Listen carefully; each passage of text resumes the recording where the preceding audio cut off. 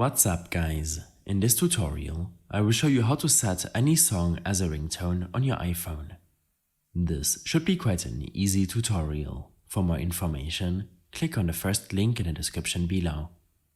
To change your ringtone, navigate to your iPhone settings and tap on Sounds and Haptics.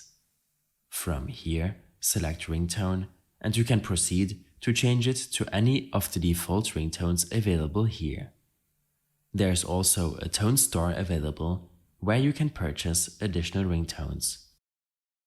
In case you wish to use any song as your ringtone, then make sure that the song is downloaded to your device and stored in your Files app or in your Apple Music app. You can do so by sending the song in an email attachment, for example, and save it to your Files app from there. Next, open up your GarageBand app. In case it's not yet installed on your iPhone, then you have the option to download it from the App Store for free. In your GarageBand app, select the audio recorder. From here, tap on the tiles icon on the top left of your screen. Make sure that the metronome is disabled, otherwise you will hear it along with your new ringtone. Next, when tapping on the loop icon on the top right, you will have the option to import any existing Apple loops, local files from your Files app, or music from your library. Find and then drag and drop the song you wish to use as a ringtone onto your timeline. Make sure that the song starts where you wish your ringtone to start. So go ahead and cut out the best part if you wish to do so.